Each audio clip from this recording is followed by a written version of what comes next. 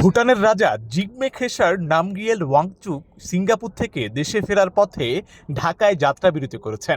বিমানবন্দরে তার সঙ্গে সৌজন্য সাক্ষাৎ করেছেন রাষ্ট্রপতি মির্জা ফখরুল ইসলাম আলমগীর। রাষ্ট্রপতির প্রেস সচিব মোহাম্মদ সরওয়ার আলম এক সংবাদ বিজ্ঞপ্তিতে জানান, ভুটানের রাজাকে বহনকারী বিশেষ বিমান সিঙ্গাপুর থেকে ভুটানে যাওয়ার পথে বুধবার ভোরে ঢাকার হজরত শাহজালাল আন্তর্জাতিক বিমানবন্দরে বিরতি নেয়। বিমানবন্দরে প্রায় 1 ঘন্টার অবস্থানকালে ভিভিআইপি লাউঞ্জে তাকে স্বাগত জানান রাষ্ট্রপতি মির্জা ফখরুল ইসলাম আলমগীর। তারা পারস্পরিক স্বার্থ সংশ্লিষ্ট বিভিন্ন বিষয়ে সৌহার্দ্যপূর্ণ আলোচনা করেন।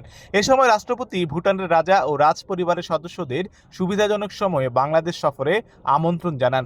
জবাবে ভুটানের রাজা বাংলাদেশের রাষ্ট্রপতি ও প্রধানমন্ত্রীকে তাদের সুবিধাজনক সময়ে ভুটান সফরের আমন্ত্রণ জানান। ভুটানের রাজা জিগমে খেসার নামগিয়েল ওয়াংচুক রাষ্ট্রপতি হিসেবে দায়িত্ব গ্রহণের জন্য মির্জা ফখরুল ইসলাম আলমগীরকেও অভিনন্দন ও শুভকামনা জানান।